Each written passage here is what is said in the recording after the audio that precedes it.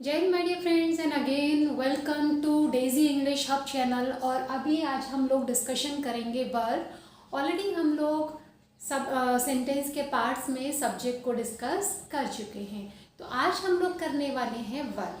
Verb पहले समझ लीजिए होता क्या है। देखिए, वर्ब जैसे ही नाम आता है तो सबसे पहले हमारे दिमाग में एक चीज़ घूमती है, वर्ब मीन्स काम, यानी वो शब्द जिनसे किसी भी काम का होना या करना पाया जाता है उनको हम कहते हैं वर्ब। ठीक है, लेकिन मान लीजिए कोई भी एक्शन है, जैसे हमने कहा कम। ठीक है, हमने कहा कम। अब ये एक एक्शन है कम। अब ये एक्शन प्रेजेंट में है, पास्ट में है या फ्यूचर में है, यानी आने का काम प्रेजेंट में है, पास्ट में हुआ था या फ्यूचर में होना है। तो अब हमें कैसे पता चलेगा कि कम जो है वो कहाँ आ रही है? ठीक है, किस टेंस की बात चल रही है? ठीक है, नॉर्मली ये चीज़ें हमें कम से पता नहीं चलेगी। दूसरी चीज़, अगर हम कहते हैं आई कम, मैं आता हूँ, तो समझ में आ गया, ठीक है, मैं आता हूँ। लेकिन अगर मान लीजिए फ्यूचर में भी ऐसे ही बोलना हो मैं कि मैं आऊँगा, तो मैं आई कम बोलूँगा तो समझ में नहीं आएगा। लेकिन हम क्या बोलते हैं, आई विल कम या आई शैल कम। क्लियर हो गया? हमने कहा शी कम्स, वो आती है, शी विल कम, वो आएगी। अब फॉर्म तो एक ही है, एक्शन एक ही है कम, लेकिन एक प्रेजेंट में है, एक फ्यूचर में है। किसने बताया? हमें विल ने बताया कि अगर कम के साथ विल आ रहा है, कम के साथ विल आ रहा है, तो ये सेंटेंस फ्यूचर में, यानी वो आएगी। ठीक है, तो इस तरह से एक तो होता है आपका एक्शन, यानी कि वो शब्द जिससे किसी काम का होना या करना पाया जाता है। लेकिन एक इसको हेल्प करने के लिए कि काम किस समय की बात चल रही है। ठीक है, क्योंकि प्रेजेंट में भी बहुत सारे टाइम होते हैं। ठीक है, काम हो रहा है, मतलब अभी चल रहा है, या जनरल होता है, या अभी अभी हो चुका है, तो कौन सा प्रेजेंट, आप समझ रहे हैं? तो वर्ब हमारी दो तरह की होती है। सबसे पहला एक एक्शन जो सब लोग जानते हैं कि वो शब्द जिनसे किसी काम का होना या करना पाया जाता है। जैसे हमने कहा उठो, तो क्या हो गया, कुछ काम हो गया, यानी हमने बोला बैठो यानी सिट, तो ये भी कोई काम हो गया, तो ये तो एक्शन है ही। लेकिन इन एक्शन का टाइम बताने वाले जो वर्ड्स होते हैं उनको भी हम वर्ब ही कहते हैं। तो अब इन दोनों वर्ब के अलग अलग नाम होते हैं। तो हमारा पहला जो वर्ब होता है उसको हम कहते हैं हेल्पिंग वर्ब, और दूसरी है हमारी एक्शंस या फिर मेन वर्ब। राइट, तो हेल्पिंग वर्ब का काम क्या है? माइंड द वर्ड्स प्रॉपरली, यानी शब्दों को ध्यान से सुनिए, संभल कर सुनिए। हेल्पिंग वर्ब का मतलब द वर्ड्स, द वर्ब, वो वाली क्रियाएं जो क्या बताती हैं, tell about the time of the action. Right, यानी वो क्रियाएं जो एक्शन का, यानी जो एक्शन हो रहा है उसका टाइम बताते हैं, या फिर जो भी स्टेटमेंट है, जरूरी नहीं है कि एक्शन ही हो।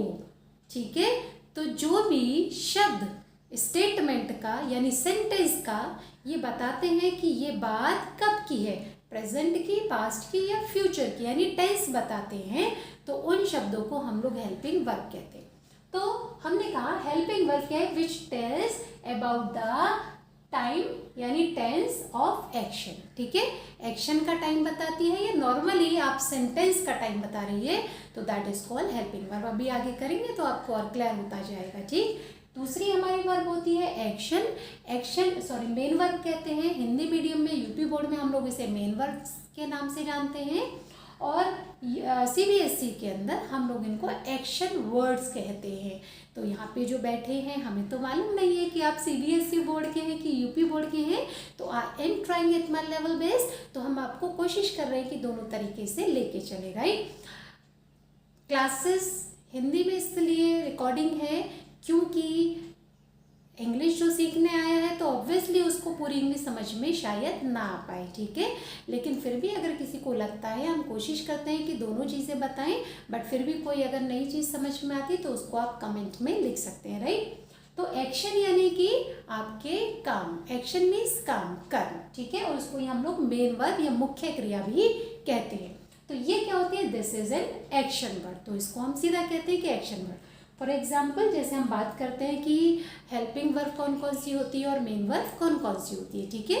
तो अब हेल्पिंग वर्ब, ये हो सकता है अगर कुछ दिख ना रहा हो तो प्लीज़ आप इसको मैनेज कीजिएगा और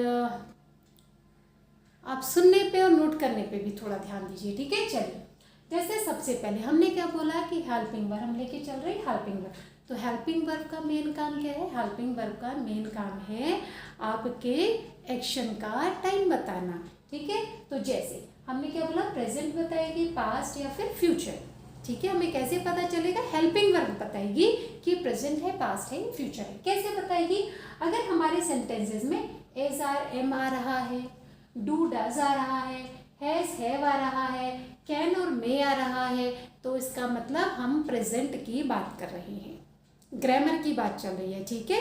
क्योंकि स्पोकन में कुछ चीज़ें चेंज होती हैं, ठीक।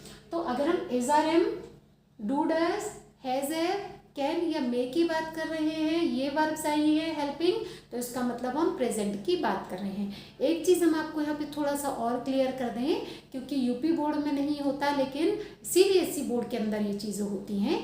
सीबीएसई वाला बोर्ड वाला बच्चा हो सकता है सोच सकता है कि कैन और मे जो है ये तो मॉडल्स हैं, तो इनको हेल्पिंग वर्ब क्यों कह रहे हैं। ये हेल्पिंग वर्ब भी होती हैं लेकिन इनके कुछ पर्टिकुलर नाम होते हैं, तो उसे हम कहते हैं मॉडल्स, ठीक है। उसको हम आगे ये टॉपिक भी कवर करेंगे, लेकिन अभी आप सिर्फ हेल्पिंग वर्ब में इसको लेके चल सकते हैं, ठीक है। तो सबसे पहले प्रेजेंट पे is are am, do does, has have, can में, ये हमारी प्रेजेंट की हो गई। जहाँ पर भी ये आ रही है इसका मतलब हम लोग प्रेजेंट की बात कर रहे हैं। अब आप बोलेंगे प्रेजेंट में is are am, do does, ये अलग अलग तरह की क्यों आ रही है, ये जब हम टेंसेस करेंगे तो आपको और ज़्यादा क्लियर हो जाएगा कि हम प्रेजेंट में एज आर एम कहाँ लगाते हैं, डू डज कहाँ लगाते हैं, हैज हैव कहाँ लगाते हैं, और कैन में तो सिंपल है, तो मॉडल से तो कोई दिक्कत नहीं है, ठीक है। उसके बाद पास्ट में was, were, did, had, could, यानी हम लोग सेकेंड फॉर्म जितनी भी होती है वो पास्ट टेंस को रिप्रेजेंट करती है। मार्क माई वर्ड की second form of the verb, ठीक है, चाहे वो हेल्पिंग हो चाहे वो मेन वर्ब की हो, वो नॉर्मली सिंपल पास्ट को मतलब पास्ट यानी कि जो बीत गया है उसको डिनोट करती है, ठीक है। फ्यूचर में आप सिर्फ दो या तीन वर्ड आप याद रखिए, विल और शेल। विल और शेल, जहाँ पर विल, शेल या वुड आता है वो फ्यूचर को डिनोट करता है, ठीक है। विल और शेल के साथ बी भी आ सकता है, जैसे will be and shall be, ठीक है। इनके साथ हैज हैव हैड आता है, हैज हैव आता है तो भी विल हैव, शेल है, ठीक है। तो विल और शेल आप में समझ लीजिए, जहाँ पर भी विल, शेल या वुड आता है वो हमारी हेल्पिंग वर्ब क्या डिनोट करती है कि हम लोग फ्यूचर की बात कर रहे हैं, ठीक है। आई होप कि आपको इतना समझ में आ गया, ठीक है। उसके बाद हम बात करते हैं आपकी हेल्पिंग है। हम आपको कुछ एडिशनल चीज़ें भी इसके अंदर बताएंगे, लेकिन इस वीडियो के अंदर नहीं। कोशिश ये रहेगी कि ऑनलाइन क्लास भी हम लोग आपको हफ्ते में 1-2 दिन, आपको अगर इंटरेस्ट हो, अगर आप चाहें तो आप लिखेगा इसमें कि ऐसे ही वांट, तो अगर आप चाहेंगे कि लाइव क्लासेस में मैम दीजिए, क्योंकि ये तो वन वे ट्रैफिक चल रहा है, वन वे कम्युनिकेशन है। आप बताते हैं हमें कोई चीज़ अगर पूछनी हो तो हम कैसे पूछें, तो उसके लिए I try at my level best, लेकिन वो आपकी इच्छा के ऊपर डिपेंड करता है। तो लाइव क्लास भी हम लोग करेंगे, एटलीस्ट हफ्ते में 1 या 2 क्लास करेंगे, ताकि इन टॉपिक्स को हम लोग और अच्छे तरीके से, क्योंकि हमारे पास और भी टेक्निक्स हैं, लेकिन ऑनलाइन यूट्यूब के अंदर रिकॉर्ड में नहीं हो सकता, वो लंबी वीडियोस हो जाएंगी जो आप लोग भी शायद प्रेफर ना करें, ठीक है। तो ये हमारी आपकी हेल्पिंग वर्ब हो गई। इसके अलावा हमारी यंग वर्ब, ओल्ड वर्ब भी हैं, वो आपने कभी सुना नहीं होगा क्योंकि वो हमारा खुद का कॉन्सेप्ट है, लेकिन उसको हम लाइव क्लास में ही समझा सकते हैं, ठीक है। उसके बाद हम बात करते हैं आपके मेन वर्ब या फिर एक्शन वर्ड्स क्या होते हैं, ठीक है। एक्शन वर्ड जैसे हमने कहा उठना, बैठना, खाना, पीना, सिट, जंप, लिसन, स्पीक, सी, वॉच, टॉक, ठीक है। ये सारे क्या है, एक्शन, जिनके बोलते ही हमें क्या लगे अरे कुछ करना है या कुछ हो रहा है, तो वो एक्शन वर्ड होते हैं, उनको हम कहते हैं मेन वर्ड, ठीक है। अब एक्शन वर्ड में भी इनकी फॉर्म्स होती हैं, क्या होती हैं, इनकी फॉर्म्स होती हैं, ठीक है। तो उन फॉर्म्स को भी हमने लिखा है, यहाँ पे 3 फॉर्म्स लिखे हैं, अभी चौथी भी होती है जो आईएनजी वाली होती है, ठीक है, तो वो भी होती है। तो हम आपको बता देते हैं, आप केवल इन वर्ड्स को समझिए, जैसे कम, थिंक, डू। कम मीन्स आना, आना क्या हो गया, काम हो गया। थिंक मतलब सोचना, सोचना भी काम हो गया। डू मतलब करना, डू तो ऑलरेडी काम हो गया। जब, कूदना, सी देखना, टेक मतलब लेना, ठीक है। तो इनकी फॉर्म्स होती है और एक चीज़ आप समझ लीजिए और गांठ बांध दीजिए उसको, कहाँ पर दिमाग में बांधनी है, क्या बांधना है कि अगर इंग्लिश को बहुत अच्छे से करना है, यूपी बोर्ड के स्टूडेंट्स के लिए स्पेशल और फोकस करके हम बोल रहे हैं कि यूपी बोर्ड वाले बच्चों को अपनी वोकैबुलरी को इम्प्रूव करना बहुत ज़रूरी है, ठीक है।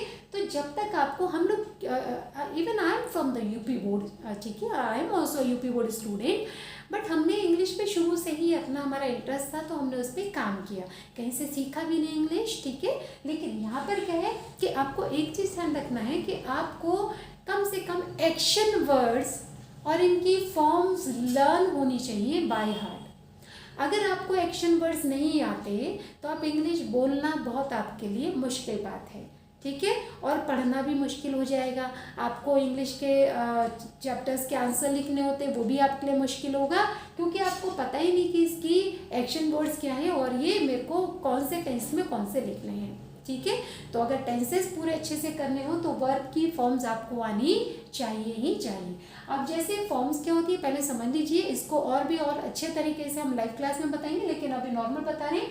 कम, केम, कम, इसकी first form, second form, third form, come, came, come, ठीक है। ऐसे ही थिंक, थॉट, थॉट। ज़्यादातर जो वर्ब्स हैं एक्शन वर्ड्स उनकी सेकंड और थर्ड फॉर्म सेम भी है और कुछ की तीनों ही सेम है, ठीक है। इसके अलावा एक आईएनजी फॉर्म और आती है, वो तो आपकी मेन जो आपका मूल शब्द है यानी मेन आपकी फॉर्म है वर्ब की, उसी में आईएनजी लगता है, जैसे कम, केम, कम, कमिंग, ठीक है। Think, thought, thought, thinking, do, did, done, doing, jump, jump, jump, jumping, see, saw, seen, seen, take, took, taken, taking, right. तो ये आपकी क्या हो गई है, ये आपकी मेन वर्ब हो गई, राइट। तो आज के लिए हम लोग वर्ब का ही टॉपिक करेंगे। तो सब्जेक्ट हम लोग कर चुके हैं, वर्ब हम लोग कर चुके हैं।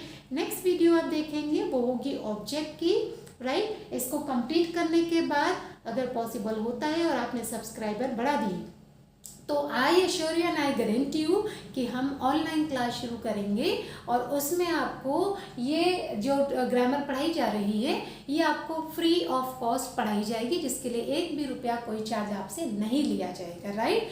सो आज के लिए इतना। सो मे गॉड ब्लेस यू और ध्यान से इसे समझिएगा और चैनल को सब्सक्राइब कीजिए, इसको शेयर कीजिए ताकि ज़्यादा से ज़्यादा सब्सक्राइबर हो। जितनी जल्दी आप सब्सक्राइबर बढ़ाएंगे उतनी जल्दी हम लोग ऑनलाइन क्लासेस भी शुरू करेंगे। ग्रामर प्लस लिटरेचर भी हम प्लान कर रहे हैं, ठीक है। So wish you all the best. Thank you very much.